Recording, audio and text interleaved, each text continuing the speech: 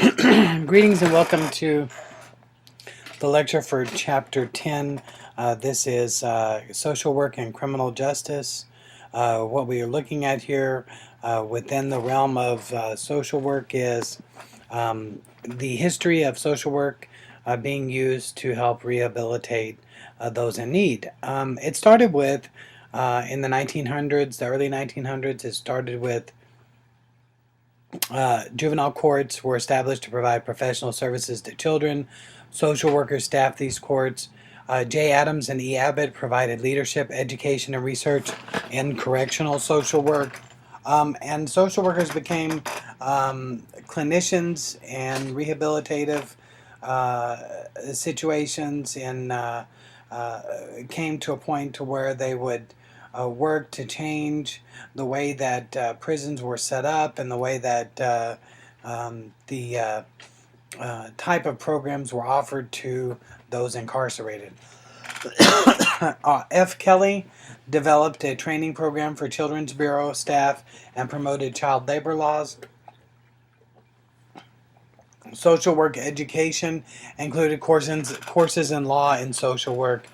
And really, your social workers are in many cases are used to testify in court in many types of cases, and many times they're used to advocate for those who may not have access to a lawyer, or to some type of those who may have a lack of access or lack of funds for some type of social service help.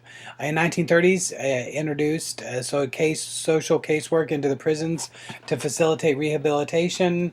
And then by the 1970s, police social work and victim witness programs were created with government funding. Some of these nonprofit programs include programs like Crime Stoppers, MAD, and then other type of programs that are out there that are meant to help elicit change and help the victims of crime, and then also help those. One of the things that you saw was forensic social work is a new area of social work for practice in child welfare, juvenile justice, family courts, and dispute resolution.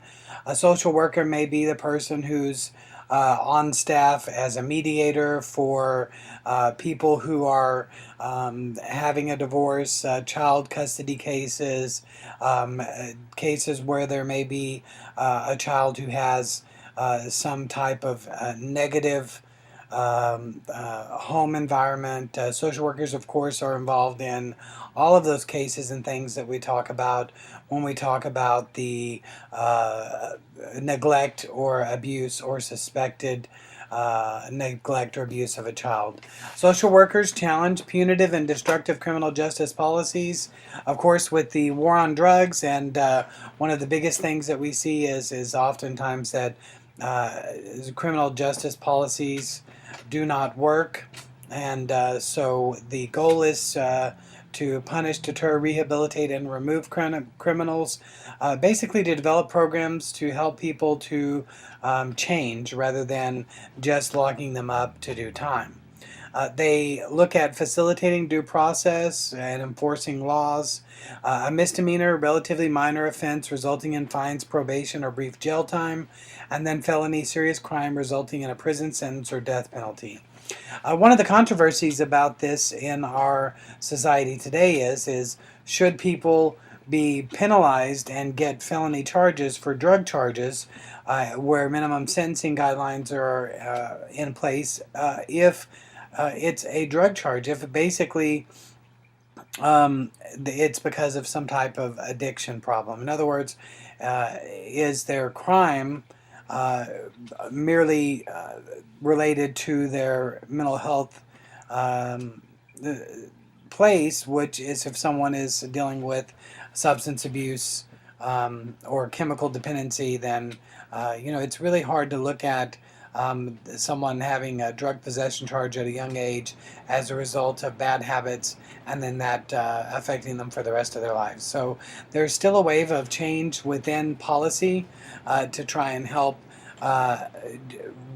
not necessarily legalize drugs, but to decriminalize them to a point to where if people are found in possession of smaller amounts, to where rather than being locked up and given a stiff felony charge, where they would be actually sent to drug treatment on many of your first cases, which is what we call a divert case. Police social work is work within the police departments, courthouses, and jails. I have several friends who are social workers who work as case managers and evaluators in the police departments. Historically resolved parent-child conflicts, assessed child maltreatment, and provided crisis intervention. Current roles also include assessment, counseling for law enforcement, crime prevention, and community action. A social worker in a police department is going to be a victim response person. They're going to be an assessor. They're going to be a part of the police force, the sheriff's team, to look at prevention as well as intervention in specific cases, especially those cases where there's some type of child involved. Children are involved, then the police will have a social worker to help get the victims in the case the type of help they need. In the court, there are social workers that advocate on behalf of victims of crime. They function as an expert witness for both child and family services and corrections, and conduct pre-sentence assessments of offenders. And this is what's called pretrial services. And these are the social workers who work in the court alongside the judges, the probation officers, and the other court liaison staff. In corrections, probation officers monitor offenders, progress of offenders who complete their sentence in the community, and broker services needed for behavior changes. There are a small amount of social workers who work as probation officers. In many cases, those who work in the probation department who are social workers work higher up in administration and special programs. Institutional social workers provide assessment and evaluation, a link between prisoners and their home communities, a link between prisoners and prison staff, advocacy and direct treatment services, mostly clinical in nature, and then also as parole officers who monitor progress upon reentry, and broker services for reintegration into the community. The more services, the better is the current thought process with most of your parole and probation officers is to work on having clients have adequate access to the needed services upon reentry and through probation so that they reduce recidivism. Juvenile justice social workers, the goal is to provide services for rehabilitation. Historically, community supports that prevent juvenile delinquency, early childhood education, public schools, child labor laws, and juvenile courts. The important thing to remember about all this is that the juvenile justice, there's a large amount of social workers that work in juvenile justice, again in special programs or in the administration part of the department. In 1967, Henri Galt afforded children the same legal protection as adults. In 1974, youth cannot be detained for status offenses and cannot be jailed with adults. Social workers conduct comprehensive intake, assessment, and monitor progress of youth in the community, much as adult probation and parole officers. We have what's called the child care advocate. You have community youth workers. There's all kinds of different social workers that work within the criminal justice system and then also in the probation department, and they work in the schools. A lot of times adolescents may be on juvenile probation, and at the same time that they're on juvenile probation they may be in school. So there's a key to having a connection of all those services there. Also, social workers in detention facilities provide group and individual counseling and are there to help facilitate the change process as needed. Okay, social work values conflict with criminal justice. Self-determination, correction officers have significant control over offenders, and you use this control to impact the offender's behavior. There's varying levels of supervision. When someone's on probation, they can be on a more intense level where they have to see their officer weekly, or sometimes even several times per week, and then lower levels of supervision where they will only see their officer monthly. Confidentiality. Corrections officers are required to share the information they have about offenders with other authorities like judges, law enforcement, and even schools. Worth and dignity of person. Racial discrimination is underlying many of the trends observed in the criminal justice system in your low poverty areas that also have high crime, where juveniles may be facing a lot of external factors in the community that basically are harboring or advancing that juvenile delinquent behavior, where there's high rates of substances, high rates of drug dealing, and lower poverty levels. Then those are the juveniles who are going to be at the highest need. Those areas are at higher need. Promoting social justice, community crime prevention. There's a link between the physical degradation of communities with high crime rates. Social workers can organize efforts to improve the physical well-being of the community. Like I said earlier, Crime Stoppers, Texas Council on Family Violence, AVDA, Aid to Victims of Domestic Assault, Houston Council on Alcohol and Drugs, Bay Area Council on Alcohol and Drugs. There's a lot of nonprofit agencies that social workers have come together and put together to help elicit change in the community. Poor communities are more likely to see high rates of incarceration for young men, as high as 1 in 8, 1/8 of every year going to prison, 1 in 8.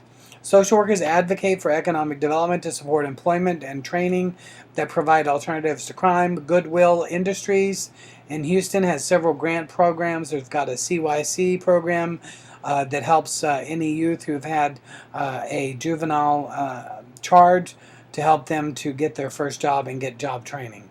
Churches are grounded in their communities and offer an ally in community support and crime prevention. Promoting social justice in prisons. Amnesty International cites 7 U.S. prison violations of the UN Convention Against Torture and other cruel, inhumane, or degrading treatment or punishment.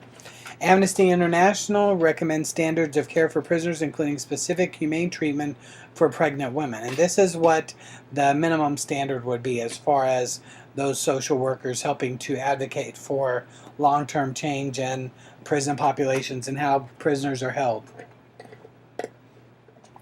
And many times what we've heard and what we've seen in Harris County, being this one of the largest county municipalities in the country, the 3rd largest population in the Harris County Jail. The Harris County Jail is as big as a small town in the downtown Houston underground and in the buildings that are all connected. The prison population has multiplied by 5 times since 1970. Much of that is war on drugs. In 96, from 100,000 to 497 out of 100,000 in 2006 of the population. To support this growth, public sector budgets have been reduced for higher education, social services, and healthcare, creating a catch-22. As those services are reduced, then also what we see in the future is that because social services are lessened, then those things are in the future, you see those crime and those other things begin to raise in the future as a result of social services being reduced. The poor have a higher risk of being sentenced to death due to racial bias and inability to secure adequate legal counsel.